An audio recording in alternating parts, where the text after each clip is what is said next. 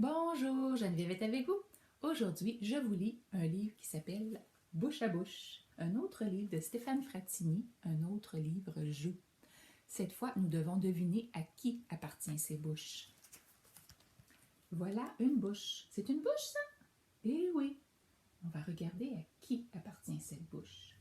Elle appartient à l'anémone de mer. Maintenant, je vais vous lire un peu sur l'anémone de mer. Accrochée par son pied au rocher, elle laisse onduler dans les courants ses tentacules dont le contact brûle et démange très fortement. Un petit poisson s'y frotte. Paralysé, il est poussé vers la bouche au centre du corps et aussitôt englouti. C'est sa nourriture. Plus tard, par ce même petit trou, seront évacués les déchets. Et voilà, je te montre à nouveau l'anémone de mer. Maintenant, à qui appartient cette bouche? L'as-tu deviné? Ah, ça appartient à l'éléphant. Dans sa bouche, 4 énormes molaires broient chaque jour jusqu'à 200 kilos de végétaux. C'est beaucoup, ça.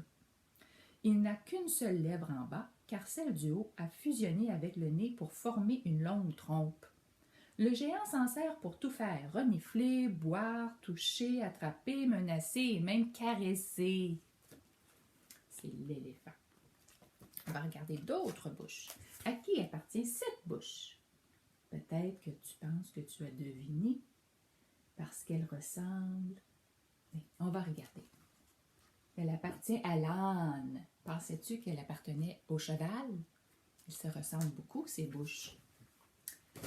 Ce brouteur pince la touffe d'herbe entre ses lèvres épaisses, puis la tranche avec ses incisives, ses dents. Pour compenser l'usure, ses dents poussent tout le temps. Souvent aussi, elles jaunissent à cause des colorants des plantes. Quand il les montre en brayant, c'est impressionnant.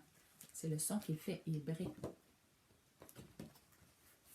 À qui appartient cette bouche? On va regarder. Ah! Elle appartient au requin.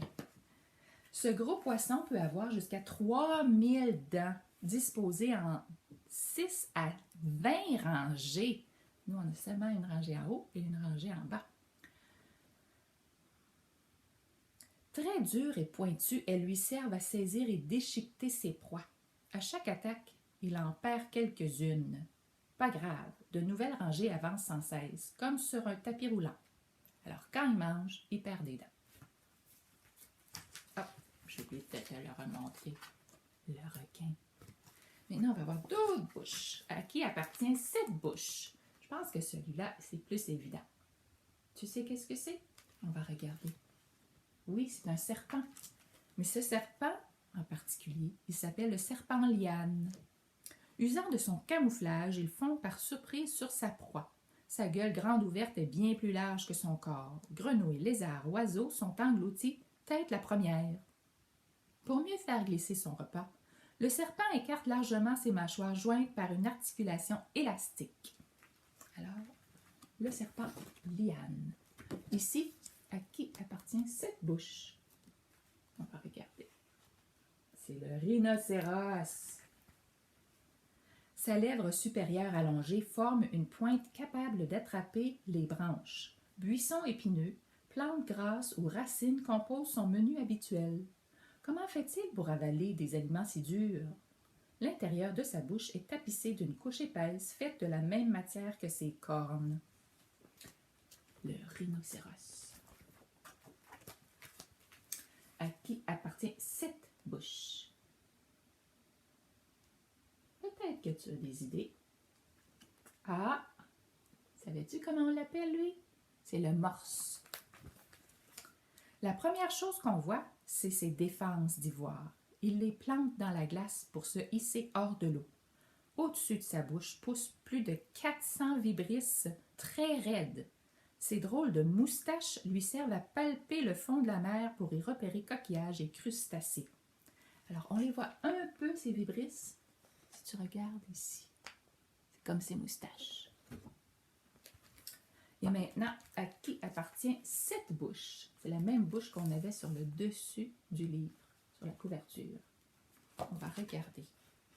C'est à qui cette bouche? un poisson. Et celui-là, il s'appelle le poisson perroquet. Avec son drôle de bec, on dirait qu'il sourit. Ses dents sont soudées entre elles pour former des plaques solides et tranchantes. Il s'en sert pour broyer le corail et racler les algues qui poussent dessus. Puis, quand tout est bien digéré, le poisson rejette du sable blanc et très fin.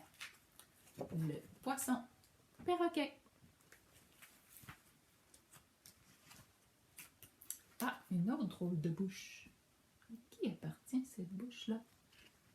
Ah, on connaît moins celui-là. C'est la lamproie. Ce parasite possède une bouche ronde garnie de crochets pointus. Il s'en sert comme d'une ventouse pour s'accrocher à sa proie quand il mange. Oh, je t'ai oublié de te la remontrer. Et voilà la lamproie. Et ici, c'est la bouche de qui, ça? C'est la bouche de l'hippopotame. Pourquoi cet herbivore, a-t-il une bouche si large, qui s'ouvre si grand? Pour impressionner. Quand un mâle dominant se met à bâiller, à grogner, les autres n'insistent pas. Sinon, il faut être prêt à combattre et à risquer une morsure fatale des canines inférieures longues de 60 cm. C'est long. Regarde, on va les regarder ici, là. Les grandes dents ici ont jusqu'à 60 cm. C'est des grosses dents. À qui appartient cette bouche? J'allais dire ce museau. Cette bouche. C'est la bouche de la vache. Son mufle humide est signe de bonne santé. Pour brouter, elle enroule sa langue autour d'une touffe d'herbe qu'elle tranche avec ses dents.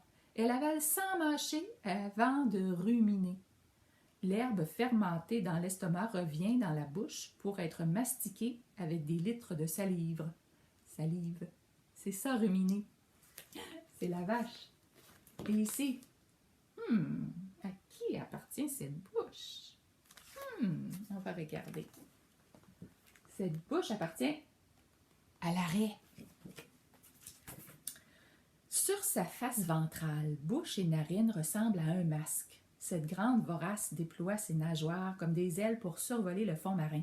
Avec son museau sensible au toucher, elle repère mollusques verts et crustacés qui sont râpés entre ses dents plates et serrées. Alors, ça c'est la raie. Je te remonte la bouche. Ça c'est en dessous, sous son ventre, sur son ventre. À qui appartiennent ces bouches? Parce qu'il y en a plusieurs ici. 1, 2, 3, 4, 5, 6 bouches. Qui sont ces bouches? Ce sont les bébés de la mésange, ces oisillons. Moi, ici, dans le nid, les becs s'écarquillent comme des fleurs jaunes et les oisillons haussent la tête en piaillant. Toute la journée, les parents apportent sans relâche chenilles, larves ou papillons. Au bout de 20 jours, quand la nichée s'envolera, elle aura englouti près de 10 000 insectes. Ça en fait beaucoup, ça. C'est la mésange. Ici, c'est la bouche de qui? On va regarder. Ah, c'était une bouche de chenille. Et cette chenille-là, elle s'appelle la chenille de Pudibonde. Au bas de la tête, ses puissantes mandibules lui servent d'abord à couper un trou pour sortir de l'œuf. Puis, croc, croc, croc, elle broie et dévore quantité de feuilles tendres qui lui feront multiplier en quelques semaines son poids par 3000. Elle va être 3000 fois plus lourde. Wow! Enfin, elle s'enferme dans un cocon pour devenir un papillon. La chenille. Et il en reste 2. À qui appartient cette bouche? Le dauphin. Le long bec qui prolonge sa tête s'appelle le rostre. Il abrite 2 mâchoires garnies d'une ribambelle de dents ayant toute la même forme et la même taille. Elles ne servent pas à mâcher, mais à attraper et retenir poissons ou calmars qui sont ensuite avalés tout entiers. On parlait du dauphin. Et la dernière bouche, à qui appartient cette bouche? On va la montrer. C'est au Loir. Le Loir me fait penser à un rat ou une souris, ou un écureuil aussi. Regarde ici, sa longue queue. Aucun doute, c'est un rongeur. Ses longues incisives sont courbées comme des tenailles, ce qui leur donne plus de force. Il s'en sert pour percer d'un petit trou graines, noix ou noisettes. Le Loir en croque des centaines durant tout l'été, puis une fois bien gras, il s'endort pour 7 mois. Et il dort longtemps, lui, 7 mois. Wow! Cui, cui, cui. C'est fini. À la prochaine, les amis!